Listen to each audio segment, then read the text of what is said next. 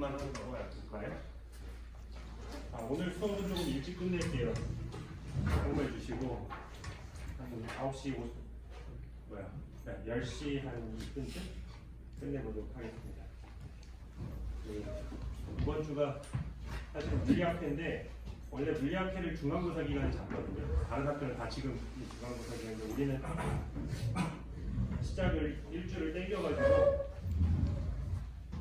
안 맞아요.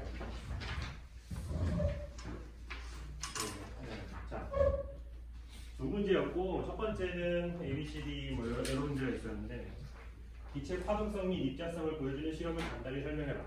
파동성은 0의 이중순위 정도 언급하면 되고 입자성은 뭐 광전 효과 정도 언급하면 되고 그거 말고도 있겠지만 그 다음 파수 K와 각진동수 오메가로 표현되는 전자기파의 파도함수를 써라. 이 틀이 I KX-오메가 T죠. 이거 맥스웰 방정식을 풀 필요는 없다고 했어요. 근데 사실 이걸 못 쓰면 그 다음은 넘어갈 수 없긴 해요. 다음은 이제 이 웨이브 그 파동을 기술하는 함수를 양자역학에서 입자를 표현하는 모멘텀 T와 에너지 E로 나타내라 해서 모멘텀과 파수의 관계, 에너지와 오메가의 관계, 그거는 에너지는 H바 오메가 뭐 이렇게 되잖아요. 그걸 이용해서 이 틀이 I 가로 열고 PX-ET 가로 닫고 오버 H바 뭐 이런 식으로 써 지었고 그다음에 이걸 토대로 슈레딩거 방정식을 유도하라. 한 번 미분하면 X에 대해서 한 번 미분하면 모멘텀이 나오고 두 번 미분하면 모멘텀 제곱이 나온다. 이거랑 시간에 대해서 한 번 미분하면 에너지가 나온다. 그래서 에너지는 T제곱 오버 2M 해가지고 슈레딩거 방정식이 나오고 거기에 좀 더 제너럴하게 포텐셜 VX를 더해주면 V를 더해주면 되는 거죠. 그게 이제 타임 디펜던트 슈레딩거 이퀘이션이었고 이때 포텐셜이 시간에 따라 의존하지 않는다면 이걸 타임 인디펜던트 슈레딩거 이퀘이션으로 나눌 수가 있었죠. 그래서 솔루션을 오메가 x와 t에 디펜던트한 사이를 t에 대한 함수, x에 대한 함수 각각 나타내주고 잘 풀면 이건 좀 풀었어야 되겠죠. 그러면 t에 대해서는 이틀이 마이너스 i t 오버 h바가 나오고 이제 공간에 대한 함수에 대해서는 타임 인디펜던트 슈레딩거 이퀘이션이 나오겠죠. 두 번 미분한 거랑 두 번 미분한 거 플러스 포텐셜 에너지는 토탈 에너지다. 뭐 이런 식의 타임 인디펜던트 슈레딩거 이퀘이션이 나왔을 거고 다음에 양자 상태를 측정하는 순간 어떤 결과가 초래될 수 있을지 설명하라. 이게 사실은 기말 중간고사 전 시간에 조금 설명을 좀 더 했고 이제 끝난 다음에 학생들도 좀 질문을 했었던 건데 그거죠. 양자 측정의 결과는 그 양자 상태의 결과는 아이겐 밸류만 나올 수 있고 그 아이겐 밸류가 나오는 순간 그 아이겐 밸류에 해당하는 아이겐 펑션으로 컬렉트 된다. 이거였어요. 왜 그랬었냐 하면 이제 반복적인 측정을 했을 때 계속 같은 결과가 나와야 된다는 것 때문에 원래 이니셜 양자 상태가 내가 측정한 결과에 해당하는 양자 상태로 컬렉트 돼버린다 라고 해석을 한다. 이건 해석입니다. 근데 우리는 이 해석에 대해서만 배웠기 때문에 이게 답이었어요. 그다음 2번 문제는 뭐 간단하죠. 파티클 이너 박스 아주 쉬운 파티클 박스 프로블럼이었고 포텐셜이 0일 때 바운더리 컨디션 x 이퀄 0와 x 이퀄 a에서 사이가 0이 돼야 된다는 바운더리 컨디션을 가지고 사인의 꼴의 솔루션이 나왔겠죠.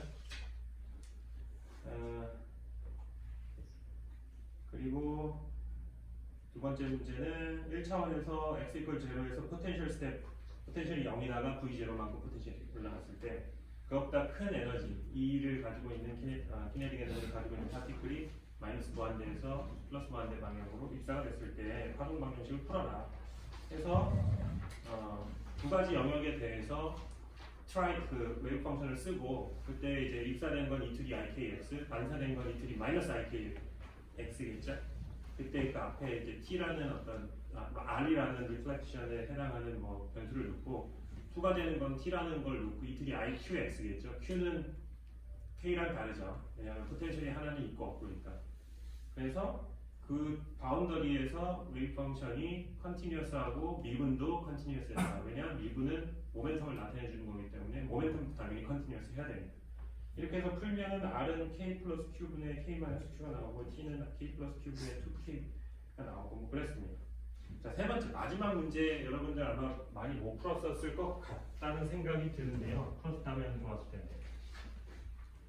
그러니까 어떤 그러니까 아이겐 펑션 푸사이1, 푸사이2, 푸사이3가 A1, A2, A3만큼의 앰플리튜드를 가지고 스포포지션 되어 있는 상태예요. 중첩되어 있는 상태가 이제 T 이퀄 제로의 상태였는데 T가 라지 T만큼 진행이 된다면 이 상태가 어디로 갈 거냐?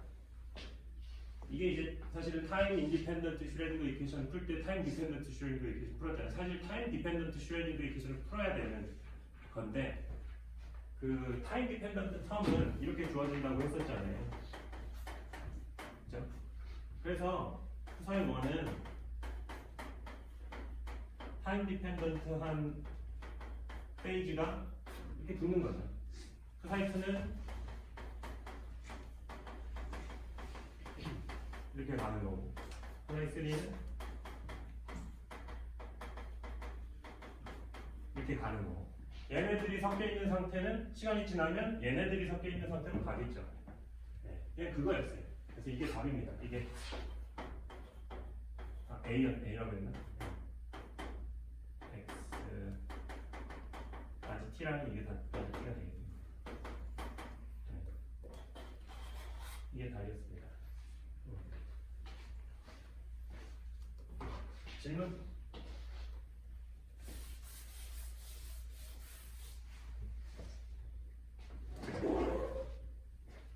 다들 잘 풀었으리라 있고요. 지금 고교가 열심히 1차 채점을 하고 있는데요. 끝나면은 제가 2차 채점을 해가지고 가능한 빨리 점수를 알려드리겠습니다. 자, 그래서 우리 전반기 중간고사 전까지 배웠었던 거를 복습할 겸 이제 제너럴한 어떤 웨이브 메케닉스, 슈레딩거 양자역학이라고 해야 될까요? 양자역학에 대해서 한번 그 정리를 하고 넘어갈 거예요. 잘 논리의 전기를 잘 살펴보면 굉장히 특정한 실험 결과를 가지고 막 일반화를 시키는 상황입니다. 네. 이론은 그렇게 만들 수밖에 없어요. 네. 어떤 현상을 보고 왜 그런 현상이 일어나는지 기술을 하는데 그게 이 입자에 대해서 그렇게 현상이 일어나면 저 입자에 대해서 일어날 거라고 그냥 믿고 저 입자에 대해서도 적용될 거라고 믿고 이렇게 생각하는 겁니다. 그렇게 해서 제너럴한 이론을 만들었는데 나중에 알고 보니 특정 입자에 대해서는 적용이 안 되더라. 그러면 이 이론은 이 입자에 대해서는 적용이 안 되는 좀 스페셜한 그룹에 해당하는 입자에 대해서만 적용이 되더라 라는 게 나중에 밝혀지면 한계가 나오는 거죠. 그러면 저 입자의 행동까지 일반적으로 제너럴하게 기술할 수 있는 좀 더 큰 틀의 이론을 만들겠죠.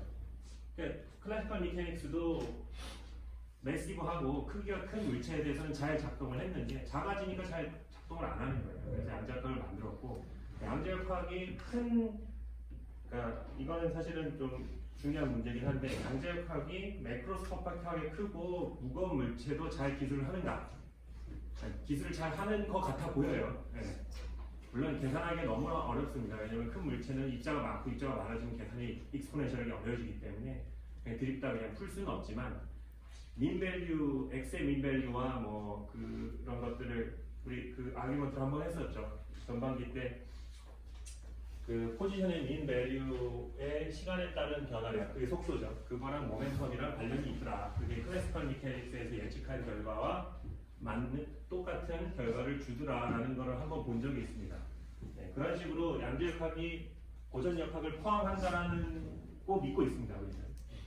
근데 뭐 이제 양자역학이 틀리기 시작하는 걸 보려면은 굉장히 높은 10의 34승 줄에 해당하는 고에너지로 가야 사람들이 볼 수 있을 거라고 생각하고 있어요. 이제 플랑크 상수가 10의 34승 줄 세트잖아요. 그거의 역수에 해당하는 정도의 라지 에너지로 가야 양자역학이 틀리기 시작한다. 근데 우리가 지금 다루고 있는 거는 그냥 양자역학 정도고 거기서 우리가 그 특정한 사실 광자에서 시작했죠. 광자의 빛의 그 파동성과 입자성을 설명하기 위해서 만든 이론을 모든 입자에다가 다 그냥 적용을 했어요. 전자도 웨이브고 너도 웨이브고 책상도 웨이브고 다 웨이브다. 그 드브로이가 그렇게 물질파에 대한 개념을 냈죠. 근거는 없죠. 그냥 그럴 것 같아서. 근데 뭐 지금까지 받았습니다. 사람들이 별말 없이 잘 쓰고 있습니다. 그런 거예요. 자, 우리가 타임 디펜던트 쉐어링 이퀘이션에서 시작을 하죠.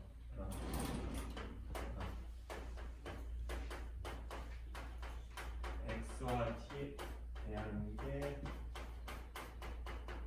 오퍼레이터라는 개념을 이제 우리가 도입을 했죠. 두 번 미분한 거랑 두 번 미분하면 모멘텀 제곱이 나오고, 그러니까 키네틱 에너지가 나오고, 그다음에 V는 포텐셜이잖아요.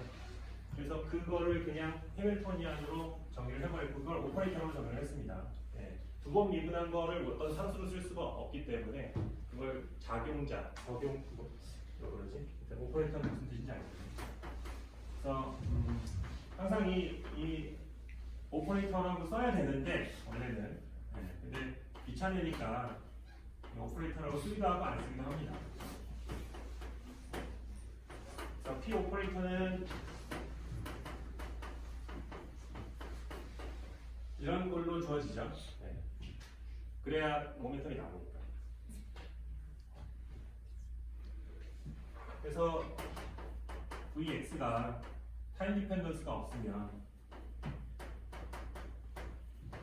우리가 타임 인디펜던트한 슈레딩거 이퀘이션으로 표현을 할 수가 있었죠. 그래서 얘는 이제 이렇게 써보겠습니다. 타임 디펜던트 텀은 따로 띄워놓고 요게 이제 타임 인디펜던트 슈레딩거 이퀘이션의 솔루션이 되겠죠. 근데 요 2를 쓴 거는 요 미첨자는 여러분들 까먹지 말라고 쓰는 거지 이걸 꼭 써야만 되는 건 아닙니다. 그러니까 이 미첨자의 의미는 U2라는 이 아이겐 솔루션의 아이겐 밸류가 2라는 얘기예요. 이게 뭔가 인덱스처럼 달라붙는 겁니다. 그래서 U2는 이런 이퀘이션의 솔루션인 거예요. 이런 거를 아이겐 펑션이라고 했고요. 이런 걸 아이겐 밸류라고 했습니다. 어떤 연산자에 대해서 함수의 연산자를 가했을 때 상수 곱하기 자기 자신의 함수가 나오는 이런 형태의 이퀘이션에서 이 함수를 아이겐 펑션, 이 밸류를 아이겐 밸류라고 합니다. 뭐에 대한? 이 오퍼레이터에 대한.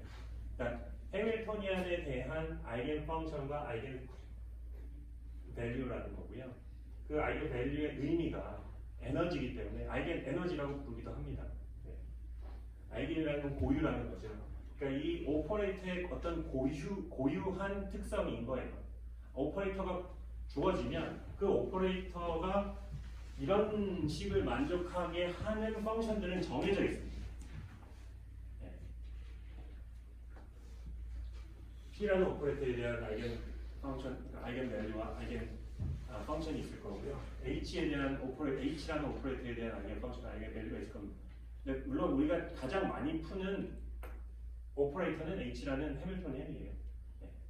단지 여러 가지 오퍼레이터 중에 하나일 뿐인데 그냥 우리가 제일 많이 풀게 됩니다. 학부 때는.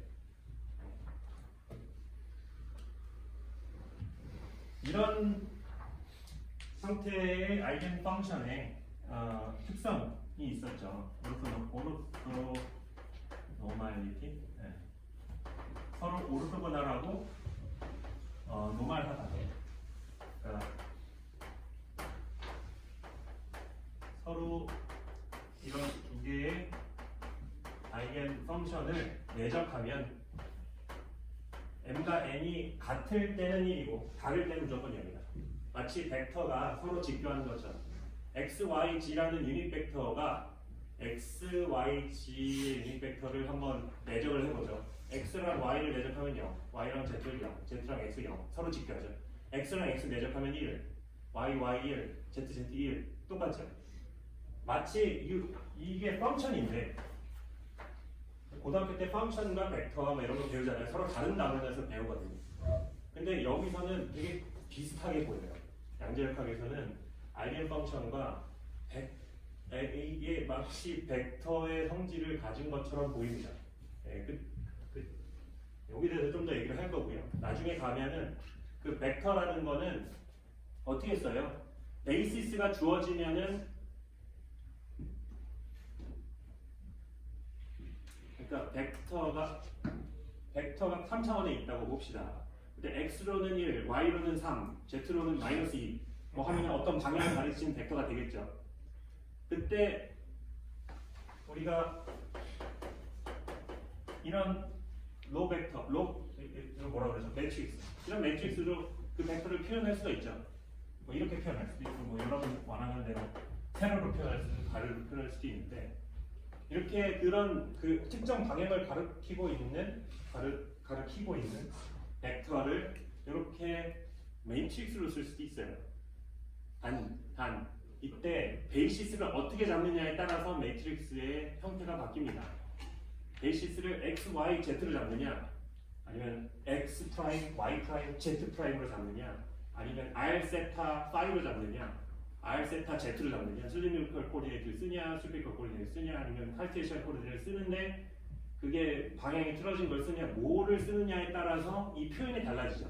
하지만 벡터는 그냥 저기를 가리키고 있는 거예요. 우리의 베이시스만 바뀌는 거죠. 그런 상황이죠. 그러니까 자, 연결해 봅시다. 갑자기 슈레딩거 이퀘이션을 풀어서 아이겐 펑션을 구했는데 아이겐 펑션이 벡터처럼 행동해요. 그 벡터를 매트릭스로 표현할 수 있을 거라는 겁니다. 베이시스만 잘 잡으면. 이거 약간 개념이 앱스트랙트하게 가요. 그러니까 벡터를 얘기할 때 여러분들이 이해하기가 편하고 마음이 편합니다. 왜냐하면 눈에 보이니까. 근데 이거는 그런 것 같긴 한데 이 펑션이 어떻게 화살표야? 화살표 한번 그려보세요, 교수님. 그럼 못 그려요. 이건 그릴 수가 없어요. 왜? 그러니까 우리가 익숙한 거는 이런 리얼 스페이스, 이런 리얼 스페이스에 우리가 익숙합니다. 그래서 이런 리얼 스페이스에 있는 벡터는 우리가 쉽게 받아들여요. 근데 추상적인 공간, 이걸 우리가 앱스트랙트하다고 하죠. 추상적이다라는 게 앱스트랙트라는 건데, 앱스트랙트한 스페이스에서도 사실 벡터와 매트릭스와 이런 걸 생각할 수가 있어요. 여러분들은 지금 그 문턱을 지금 넘어가고 있는 상황입니다. 양자역학을 배우면서 그 문턱을 넘어야 돼요. 이제는 공간이 리얼 스페이스만 있는 게 아니고 내 머릿속에 약간 추상적인 공간이 있는 겁니다. 그래서 자, 봐요. 이 오퍼레이터에 대한 아이겐 펑션을 구했고요. 그 아이겐 펑션이 마치 유닛 벡터처럼 행동하고 있어요. 유닛 벡터 x, y, g가 정의가 되면 리얼 스페이스가 정의가 되죠.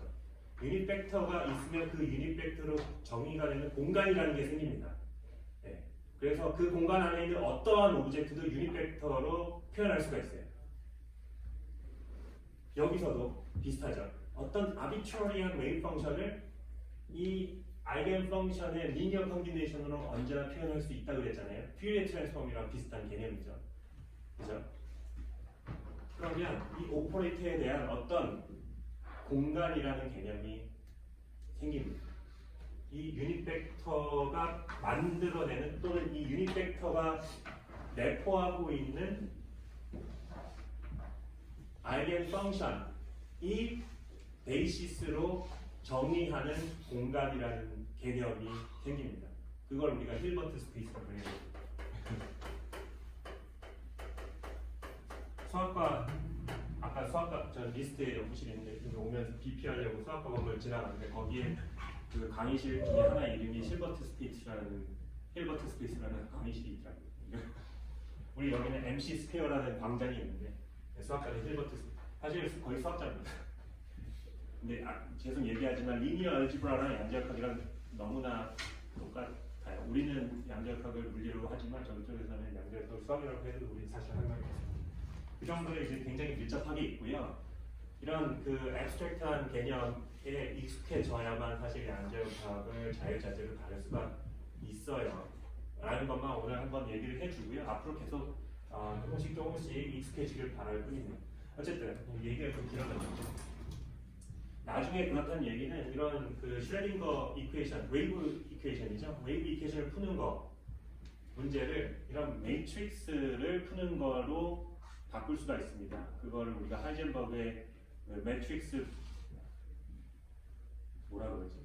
매트릭스 미케닉스라고 하나? 예. 웨이브 미케닉스, 슈레딩거의 웨이브 미케닉스와 하이젠버그의 매트릭스 미케닉스는 똑같습니다. 왜냐? 똑같으니까. 네. 펑션이 벡터다 라는 순간 웨이브 미케닉스가 매트릭스 미케닉스로 바뀌어요. 네. 행렬약학이라고 그러죠. 매트릭스 미케닉스라는 게 좀 이상한데 다른 이름인가요? 그렇습니다. 네. 흥미로워요, 굉장히. 두 번째, 이미 얘기를 했는데 어떤 아비트러리한 단서를 가리겠습니다. well behaved. 잘 행동하는, 무슨 말이냐 하면 컨티뉴어스하고 발산하지 않고 x가 플러스 마이너스 무한대로 갔을 때 0으로 가고 뭐 이런 것들. 그 다음에 엑선드 스퀘어 쓸 때 인티그럴을 하고 그걸 이제 well behaved 하는데요. 이런 펑션 말고요. 이런 펑션. 싱글 밸리드 하고 이렇게 돼버리면 싱글 밸리드가 아니죠. 그런 형수는 언제나 우리가 어떤 아이겐 펑션의 리니어 컨비네이션은 언제나 나타낼 수 있고, 그렇게 되면은 시간에 따라서 이 함수가 어떻게 바뀌는지 바로 알 수 있죠. 이 중간 문제 중간고사 마지막 문제였죠. 그렇습니다. 자, 이때 양자역학적으로 우리가 측정했을 때 얻게 되는 측정 값은 결국은 아이겐 밸류라고 했죠. 우리가 측정할 수 있는 값은 언제나 리얼 밸류예요. 컴플렉스 밸류 또는 이미지너리 넘버는 우리가 측정할 수가 없어요. 위치가 3m 떨어져 있다, 5m 떨어져 있다, 아니면 루트 3m 떨어져 있다, 파이 미터 떨어져 있다라고 얘기할 수 있지만 3i 미터 떨어져 있다. 응? 3i 루트 마이너스 1 이건 저야는 존재하지 않는 수거든요. 허수는 또는 허수를 포함하는 그런 컴플렉스 넘버는 측정 결과가 나올 수가 없습니다. 웨이브 펑션은 허수일 수 있어요.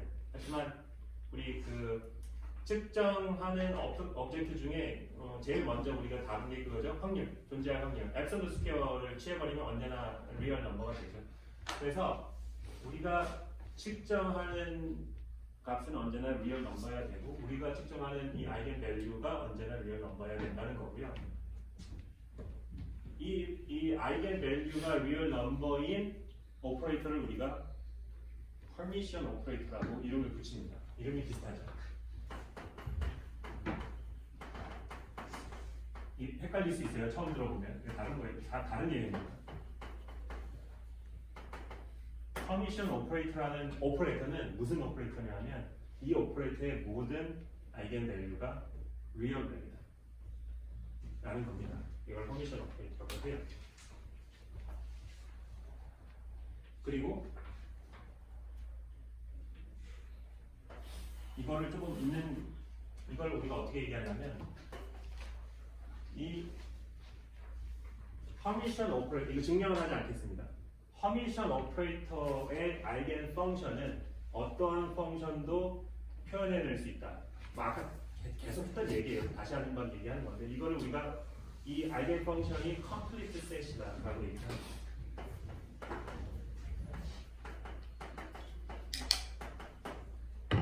U2라는 우리가 허미션 오퍼레이터 이게 데프트리 H랑 막 계속 H가 나오는데 서로 다른 거예요. 헷갈리지 마세요. 해밀토니안, 힐버트, 허미션 다 다른 사람입니다. 근데 이렇게 나와요. 신기하죠? 지금 보니까 어쨌든 이 허미션 오퍼레이터의 특징, 첫 번째 아이겐 밸류가 언제나 리얼 밸류다. 두 번째 아이겐 펑션이 컴플리트 셋이다. 컴플리트 셋이라는 건 뭐냐면 어떠한 아비트러리 펑션도 이 아이겐 펑션의 리니어 컨비네이션을 나타낼 수 있다. 그러니까 어떤 스페이스를 다 표현할 수 있는 세트라는 거예요. 컴플리트 셋이라는 거예요.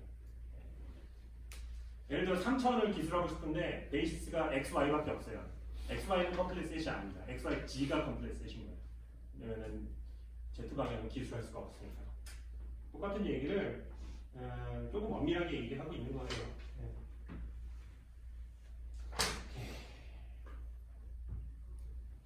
이건 다 했던 거긴 한데. 네.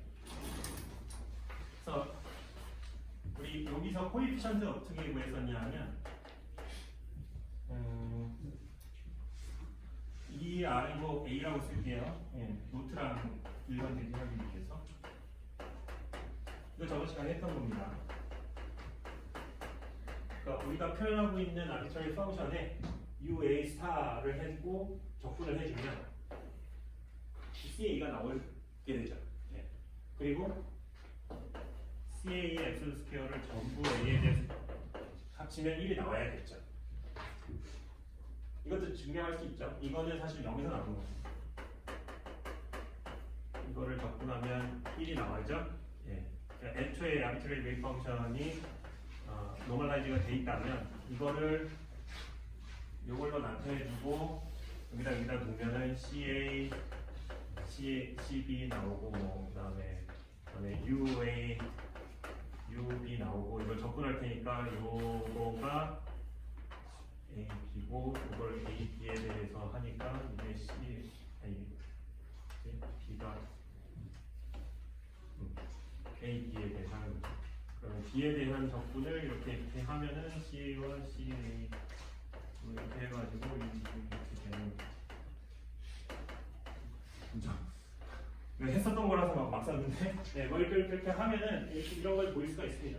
다 당연하죠. 네.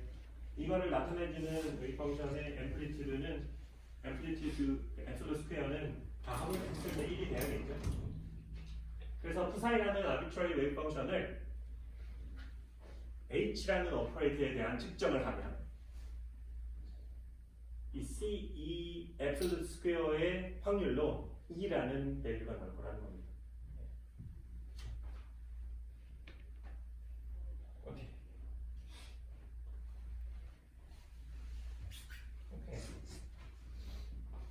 다 했던 거고요. 넘어가고 힐버트 스페이스 얘기를 했고 자, 이제 조금 더 수학적인 거 하나만 더 알게요. 허미션 컨주게이트라는 거에 대해서 이 허미션은 똑같은 겁니다.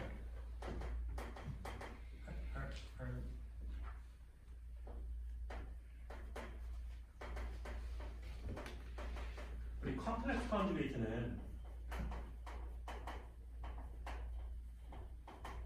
CA라는 게 있으면 여기 컴플렉스 컨주게이트를 하면 여기 스타를 붙이는 거죠. 허미션 컨주게이트도 비슷한 건데요. 컴플렉스 컨주게이트는 어떤 상수에 대해서 하는 거고요. 허미션 컨주게이트라는 거는 오퍼레이터에 대해서 하는 거예요. 오퍼레이터에다가 스타를 붙이는 겁니다. 네, 스타만 붙이는 게 아니고 뒤집기도 하는 거예요. 예, 이게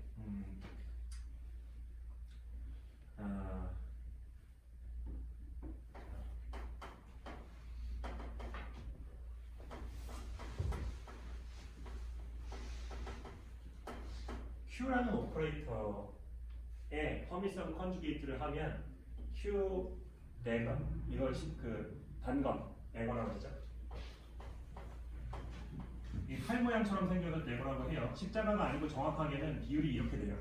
이게 아니고 비율이 이래요. 네. 이거 네거라고 합니다. Q의 네거를 취한다고 해요. 이걸 허미션 컨주게이트를 한다고 하는데 성질이 뭐냐면 이걸 만족한다는 거예요. 수학적으로 이렇게 정의를 하더라고요. 이게 엄밀하긴 하죠. 뭐냐면 이거는 좀 직관적이진 않은데 천천히 살펴보면 또 느껴질 수는 있습니다.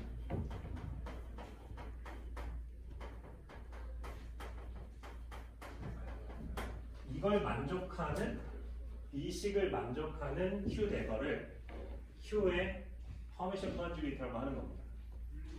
자 보세요. 이거 약간 expectation value 구하는 거랑 비슷하죠? 똑같죠?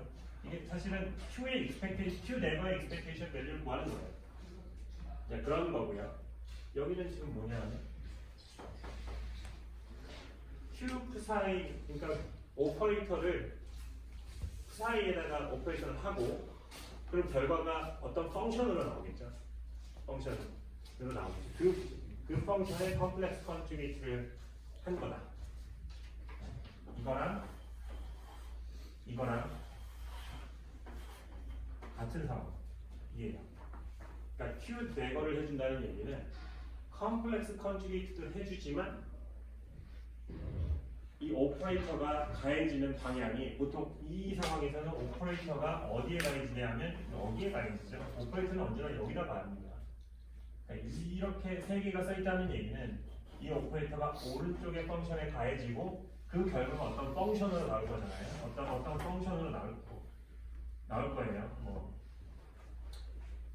뭐 예를 들어서 이게 이거면은 뭐 이런 식으로 나오겠죠. 아이겐 펑션이라면. 그러면 이게 이렇게 해가지고 알파가 되고 이렇게 되는 건데 그런 상황인데 어쨌든 이 오퍼레이터는 오른쪽에 가해집니다. 그 결과와 얘랑 적분을 하는 상황이고요. 얘는 뭐예요? Q가 왼쪽에 먼저 가해지고 그 결과에 스타를 붙여서 적분을 하는 겁니다. 그래서 대거는 스타가 붙는 것도 있지만 거기에 더해서 오퍼레이터의 방향이 거꾸로 바뀌는 거예요. 이거를 나중에 보겠지만 아니야 이게 아니야. 일단 그래서 오퍼레이터는 언제나 뒤쪽으로 오퍼레이션이 되는데 대거를 취하면 오퍼레이터의 순서가 바뀌는 개념이라고 느끼시면 돼요.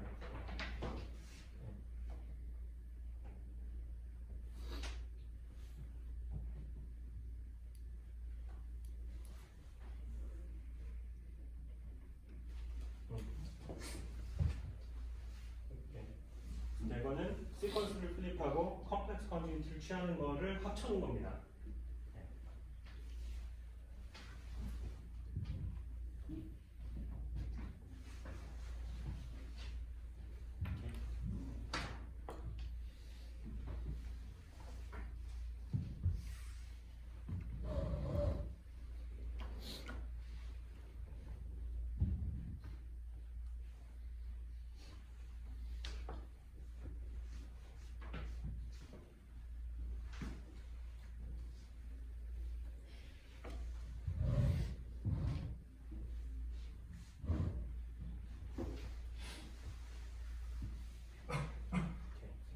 자, 그러면은 이걸 좀 합쳐볼까요? 이걸 한번 보죠. 자, 다시 돌아가서 퍼미션 오퍼레이터는 리얼 밸류를 아이겐 밸류로 하는 오퍼레이터라고 했잖아요. 그럼 저 퍼미션 오퍼레이터에 대해서 리얼 아이겐 밸류가 나올 때 어떤 상황이 벌어지는지 한번 보죠. A라는 오퍼레이터가 있습니다. A에 대한 expectation 밸류가 리얼이라는 얘기는 이렇게 표현할 수가 있죠. 그러면 얘는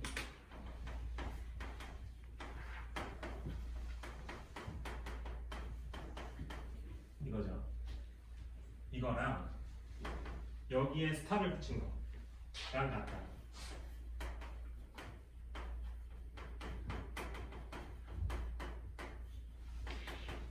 이 얘기고요.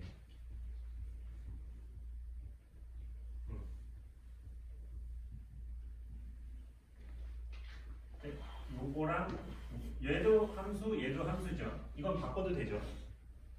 그러니까 얘를 우리가 이거랑 이렇게 써도 되죠. 이거는 함수끼리의 곱이니까. 이건 곱이잖아요.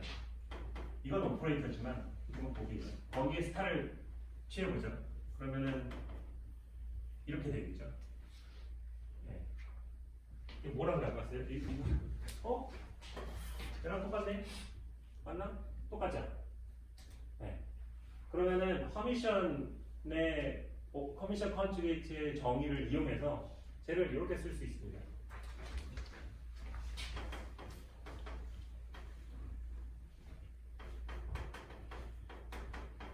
이렇게 쓸 수 있죠?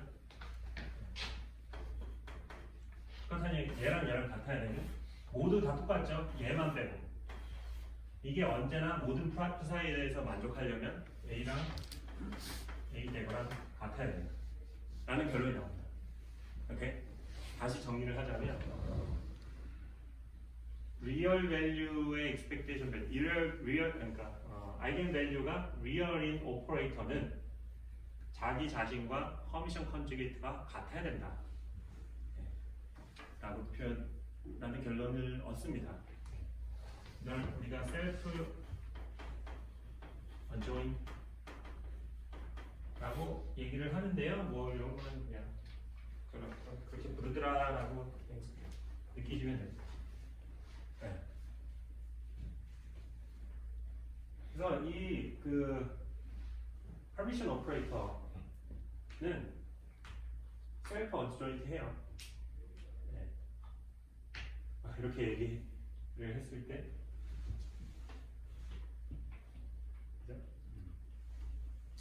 자, 이건 정의에 대한 것들을 계속 얘기를 해주는 겁니다. 오케이. 이 노트에 있는 거는 또 했던 얘기를 또 반복하는 거라서 그냥 말로만 할게요. 네, 퍼미션 오퍼레이터는 A와 A 네버가 같은 오퍼레이터입니다. 다음에 퍼미션 오퍼레이터의 아이겐 펑션은 그 아이겐 펑션의 아이겐 밸류가 다르다면 서로 직교해야 되는 거고요. 그리고 이거는 하나 보여야 되네. 두 개의 오퍼레이터에 대한 허미션 컨주게이트하면 어떻게 되는가?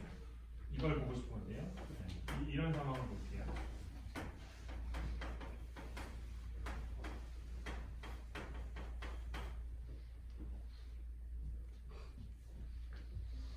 그러니까 A, B 파이라는 건 뭐냐면 B가 파이에 적용이 되면 어떤 함수가 나오잖아요. 그 함수에다가 A를 적용하는 겁니다. 오케이? 여기 이거부터 하는 거예요. 얘랑 붙어있는 B가 적용이 되고 A가 그 다음 적용이 되는 거예요. 네. 이거는 저 허미션 컨주게이트의 정의에 따라서 이렇게 써야죠. 이렇게 써야 됩니다. 네, 요거를 다시 한번 좀 살펴보죠. 자, 여기서 요거를 카이라는 어떤 펑션이라고 봅시다. 오케이? B 이렇게 두고요. 그 다음에 이제 이 식을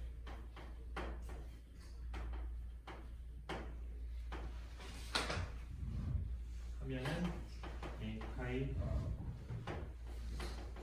이렇게 되죠. 오케이? 그러면 얘는 이게 그 커미션 컨주게이트의 정의에 의해서 이렇게 되죠. 그러면 파이는 다시 정의했던 대로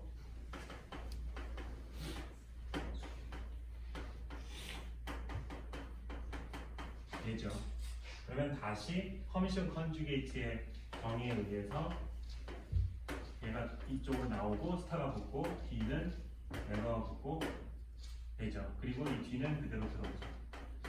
되죠. 그래서 얘랑 같다는 얘기는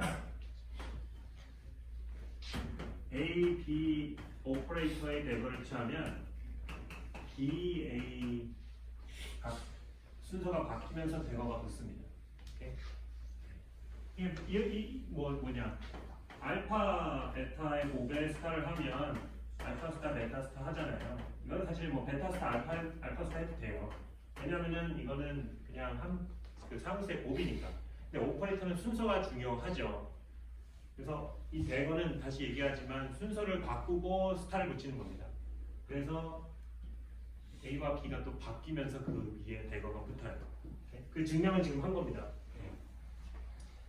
증명을 어떻게 하는지까지 뭐 외우고 있을 필요는 없지만 그냥 알면 돼요. 아, 대거는 순서가 바뀌니까 A, B의 대거를 하면 B, 대거 A가 된다. 이렇게 할 수 있고요.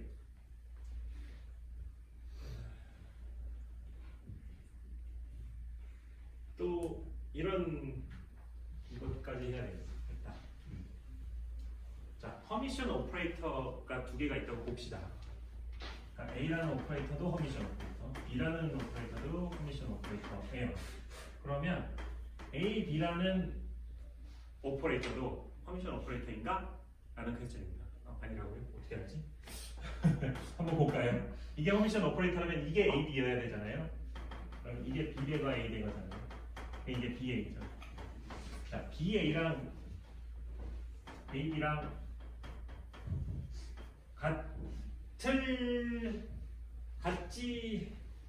같아야만 하는 건 아니죠. 같을 수도 있습니다만은 제너럴하게는 같지 않습니다. 그런 거 생각해 보면 대표적으로 오퍼레이터라는 거는 작용이잖아요. 그래서 이런 걸 생각해 봅시다. 그 화살표가 있는데 XYZ 방향의 화살표가 있어요. A라는 오퍼레이터는 X축을 중심으로 오른쪽 시계 방향으로 90도 돌리는 거고, B라는 오퍼레이터는 Y축을 기준으로 시계 방향으로 오른쪽 90도를 돌리는 오퍼레이터라고 합시다. 그러면은 A를 하고 B를 한 결과와 B를 하고 A를 한 결과는 다릅니다. 달라요. 한번 생각해 보세요.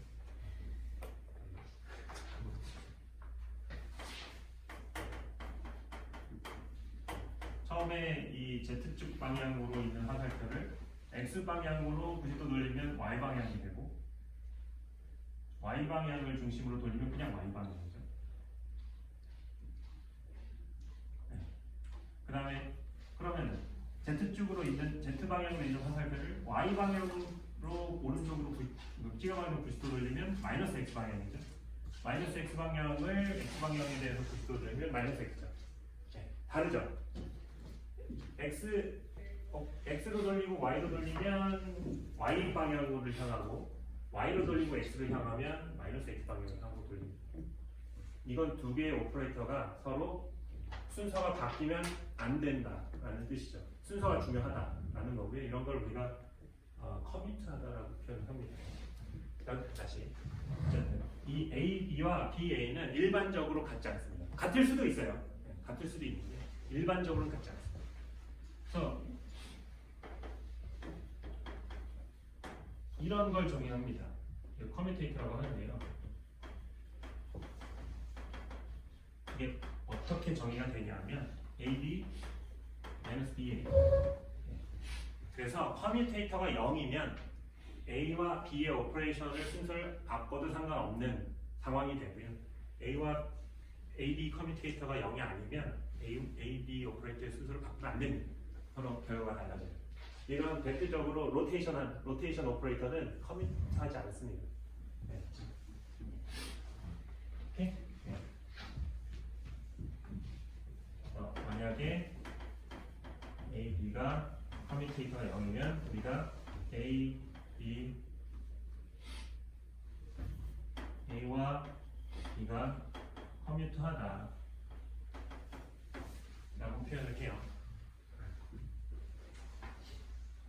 계획했던 대로 딱 하니까 딱 10시 20분이 되네요. 자, 오늘은 이제 중간고사도 끝났으니까 약간 조금 더 수학적인, 그렇게 수학적이지도 않지만 그냥 약간 수학적인 그 앱스트랙트한 것에 대해서 좀 얘기를 했어요.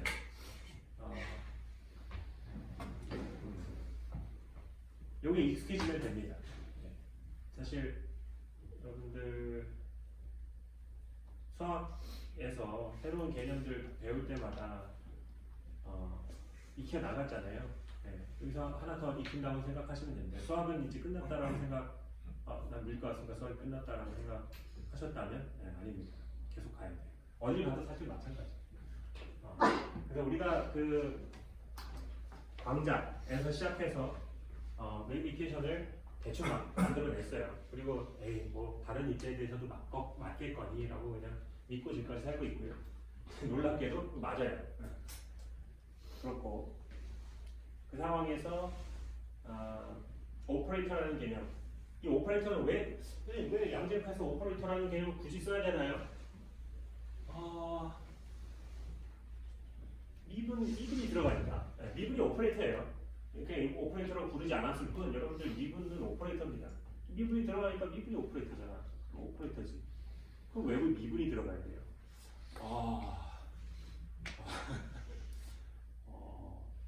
미분 어디서 나온 거지? 이렇게 생각해보면 좀 미분은 왜 미분을 해야 되죠? 그 익스포넨셜 펑션에서 그 p가 앞으로 나와야 되니까. 왜 익스포넨셜 펑션이어야 되나요? 그 웨이브니까. 웨이브 미케닉스를 푸니까 그렇잖아요. 파동은 익스포넨셜 함수를 써야 되죠. E to the itx. 웨이브는 왜 익스포넨셜 함수를 써야 되죠? 파동이니까. 사인 코사인이니까. 사인 코스. 왜 파동은 사인 코사인이어야 되죠? 파동 사인 코사인 모양이니까. 어디로 지금 내가 뭐 하는지 모르겠는데 저도 지금 생각을 한번 해보고 있었어요. 우리는 왜 미분을 하고 있는가? 그냥 이미 미분은 여러분들이 익숙하기 때문에 사실 거기서부터는 거부감이 없을 거지만 예를 들어서 초등학생이 갑자기 와가지고 초등학생은 좀 힘들게 중학생이 와가지고 왜 양자역학 하는데 미분을 해요? 미분을 이렇게 오른쪽으로 조금 갔을 때 위로 조금 올라가는 그 중학생 선행학습을 하는 중학생이 와서 물어보면 이거 어떻게 대답해 줘야 되는지 한번 생각을 해보세요. 그거를 이제 6년을 앞으로 딱 당기면 딱 제가 지금 고민하고 있는 그런 겁니다. 그냥 이거 풀어가지고 아이겐 펑션 나오면 그게 솔루션이고 그래서 당연히 이렇게 되는 거라고 저는 계속 느끼고 있기 때문에 너무 당연한 건데 왜 이해가 안 되지? 라는 생각을 계속 가지려고 하기 때문에 제 스스로를 채찍질하면서 나는 그러지 않았는데 하면서 열심히 지금 싸우고 있어요. 혼자 싸우고 있는데 여러분들이 어떻게 느끼지는 모르겠지만 사실은 이게 나중에 가면은 당연해지기 때문에 지금은 그냥 믿고 외우고 받아들이세요. 그 방법밖에 없어요. 여러분들 미분 언제 이해를 했겠어요? 그냥 x의 제곱 2가 앞으로 나오고 x가 1이 된다 이렇게 했잖아요. 왜 그렇게 돼야 되지? 따지고 보면은 뭐 증명할 수 있죠. 어떻게 할 수는 있어요. 근데 일단은 썼잖아요. 익숙해졌죠. 그러니까 어느 순간 그냥 미분은 그렇게 하는 거야 라고 사인은 그냥 코사인 되는 거야 라고 썼잖아요. 그거랑 똑같은 상황입니다. 똑같은 상황이에요. 그래서 겁먹지 말고 그냥 가면 됩니다. 자, 오늘은 여기까지 하고요. 다음 시간부터는 조금 더 막 인테그럴 맨날 쓰고 하잖아요. 이런 거 이제 안 쓰고 정말 핵심만 표현할 수 있는 우리 디락 노테이션이라고 그런 거에 대해서 더 배워보겠습니다.